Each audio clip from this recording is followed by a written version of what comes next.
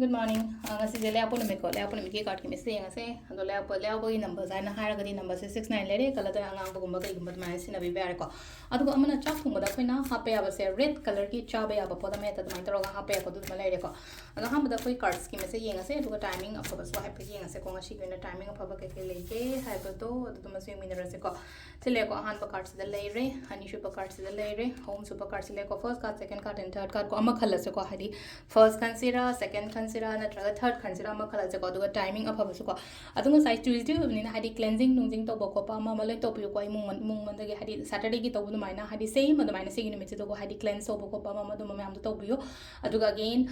negativity gumba kai gumba release to on ba ji ira ka ko la to ba adu ma am su le no ko adagi imung gi oina hadi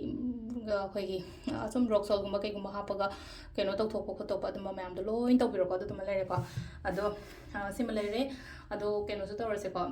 card message ngase timing of ose ase aham bakhan ba ngase ko hadi first card khan ba ngai ki oina silena ko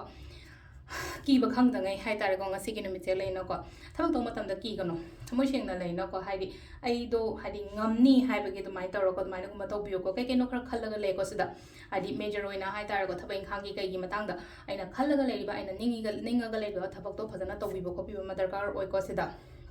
aduga silena ko ani shuba ne khudong chaba gumba kai gumba mai la po ino oi ko khat sidana hadi propose oi that proposal means I think sai hadi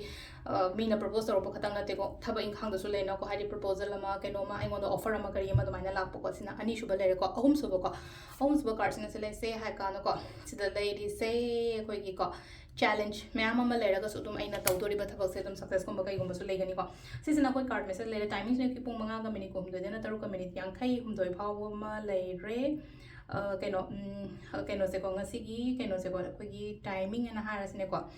सिलेरे कोई card हम सिन को अदुगा ngasi की timing से को high के सोय करे को निपान ग मिनिट कुनि थोय दगी ना पुंग 12 ग मिनिट यांखै हम दोय फाव लेरे को अदुगा अमना पुंग 2 ग मिनिट को हम दोय देना 3 ग मिनिट यांखै मरी फाव लेरे को अदगी मुतरुक ग मिनिट यांखै हम दोय देना निपान ग मिनिट को हम दोय फाव लेरे अदुगा अमना पुंग निपान ग मिनिट यांखै हम दोय दगी ना पुंग 2 ग मिनिट कुन मा थोय फाव लेरे को सिजना कोई ngasi को ना फॉर टाइमिंग को अदु से लेरे को ये daily card message ma'am thank you